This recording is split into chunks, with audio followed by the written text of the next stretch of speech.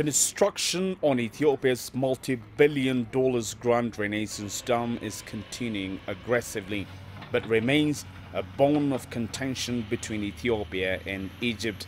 At the last meeting in Cairo between Sudan, Ethiopia and Egypt, experts agreed to hire a consulting firm to study the impacts of the dam.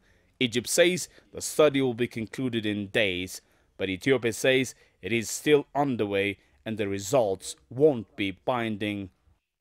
The hiring of a consulting firm is under process. The consulting firm result or the recommendation will not be binding. The consulting firm will study the two things. Number one is hydrological modeling. Number two is environmental, social and economic impact of the downstream countries. When completed, the Renaissance Dam will generate 6,000 megawatts of hydropower with a 74 billion cubic meters reservoir. Egypt has fears that the dam will diminish its share of water from the Nile, but Ethiopia disagrees, saying the dam will have far-reaching benefits.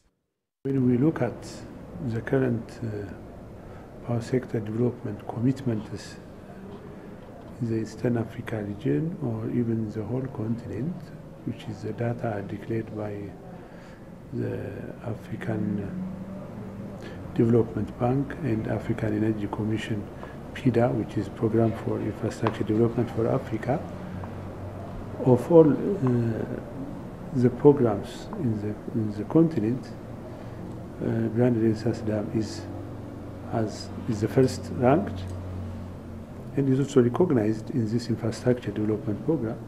It remains will be a key player in mitigating energy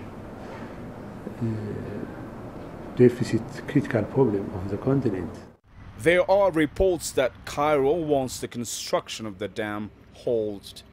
The construction of the dam never stopping construction, so we will continue our construction. We don't stop our construction for a second. Ethiopia is building 6 hydro, wind and geothermal electric power generating facilities. It is estimated the country can earn up to $1 billion a year from the export of power from the Renaissance Dam alone. Djibouti, Kenya and Sudan are benefiting from Ethiopia's power exporting schemes at the moment. Next in line are Rwanda, Uganda and South Sudan.